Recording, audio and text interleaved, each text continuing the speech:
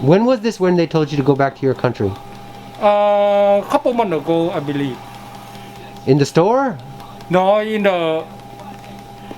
when I go to the store for put a gas or something, Like a gas station? Yeah, you are Chin.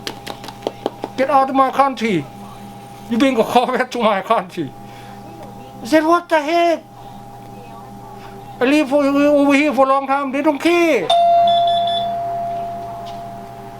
It's okay. It's okay.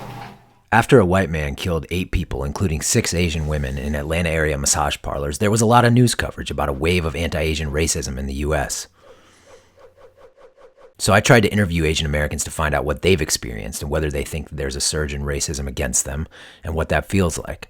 I did this in Chattanooga, which, like most cities in America, is sprinkled with Asian restaurants, little Asian groceries, and nail salons, most of them owned and operated by Asian Americans.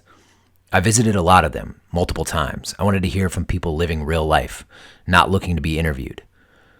Only a few people were willing to go on camera, but a lot of others spoke with me, and about half of them said racism isn't a problem for them in Chattanooga. They either thought it was a big city problem or a media exaggeration.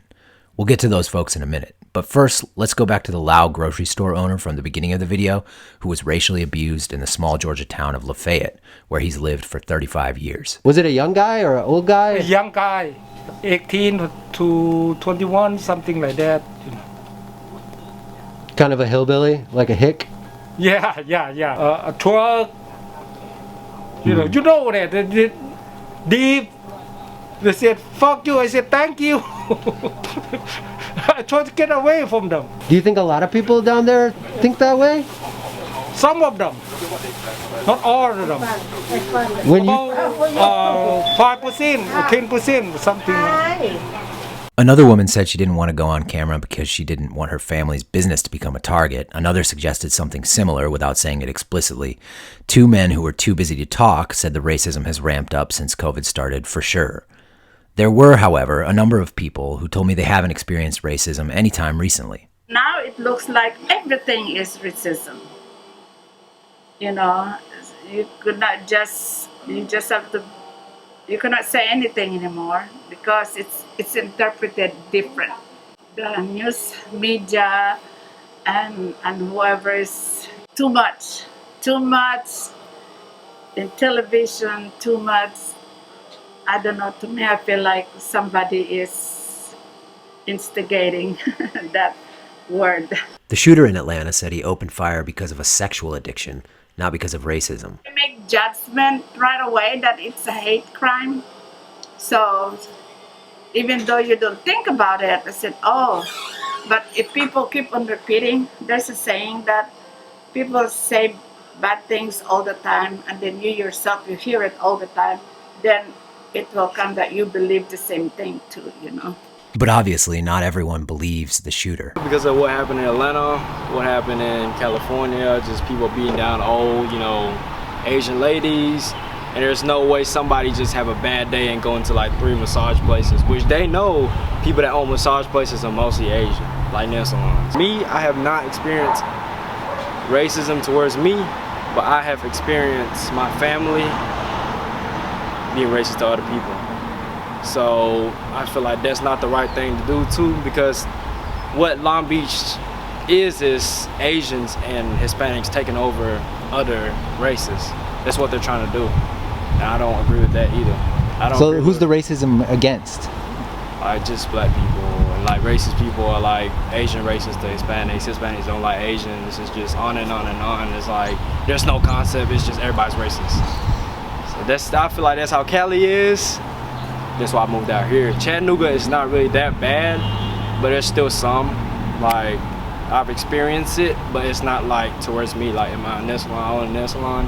I've experienced it towards my workers and this and that, because I grew up with black people, so they can feel the vibe. So they're like, they pick and choose. They don't pick on me, but they'll pick on somebody else that doesn't know how to speak English and think that I don't know how to, I don't understand them, but I do. Sometimes I just let it slide. Sometimes I stand up for myself, but it's just getting tired of me. I mean, you kind of let it slide just now, Yeah, right? I did, but it's just after that I was just too much going on. It's her, and then some crazy lady coming in. So Yeah. it was just sometimes I stand up for myself, but I feel like everybody should work together to make it a community. You know what I'm saying? Everybody should be a community. Yeah. Instead of thinking that Asian people are racist towards black people, so black people gotta just come in and be racist to us.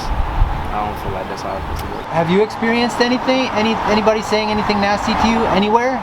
Not just Chattanooga, but anywhere in the U.S. So far, no, not yet. So not far, in 40 yet. years?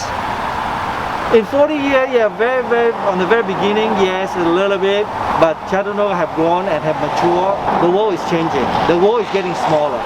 They have to understand, COVID came from Wuhan, China. It does not invented by the Chinese people. It's invented by the government using as a military weapon. Somehow they lose control, the virus got out. They should not blame the people. In the US, yes, we have some other issue also, but we cannot say that all America is bad.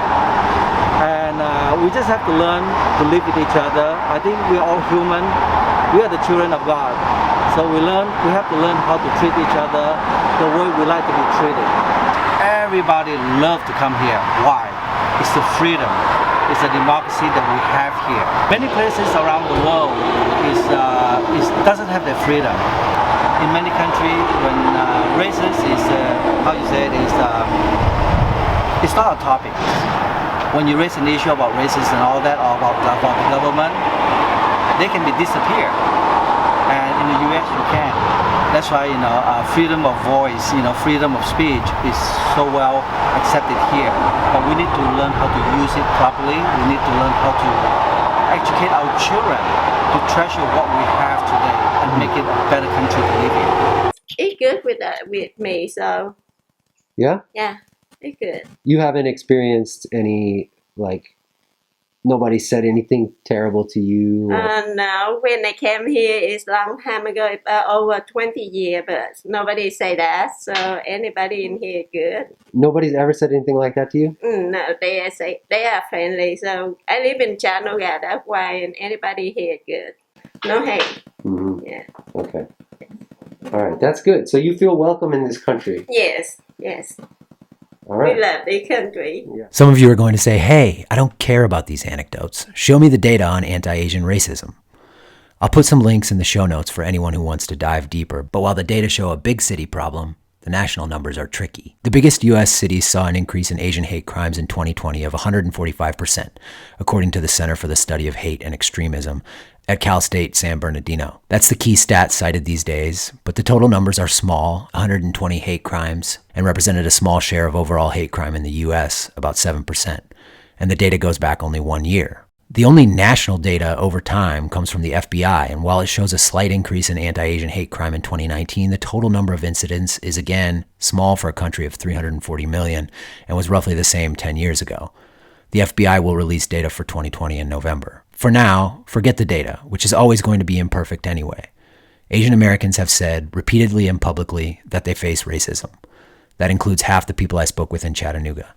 Thousands of hate incidents have been reported over the past 12 months across the U.S., and we've all seen the video of horrible street attacks in California and New York. So to some extent, we have to rely on anecdotes. The way the grocery owner from Laos was shaking in his store, recounting something that happened in a flash 2 months earlier, shows a lot. Even if what he suffered was completely isolated, and we know it's not.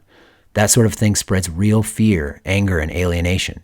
And now it's amplified on social media. And it feels like it's a lot more in each day, because a lot of people share on the internet, and a lot of my friends talk about that too, even they're not Asian. So here's Sao, the grocery store owner from Laos, one last time. I want to buy a gun, but my sister, she said no gun in the house. For protection, Yeah. I'm American citizen too.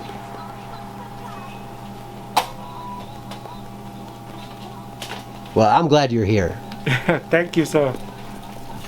I don't need no problem. I never go to jail. I never have a ticket or something to drive a car or something. I just work like anybody else. I feel sad sometimes. So you said it makes you sad sometimes? Yes, sir. Yeah. Of course. Yeah. I'm checking.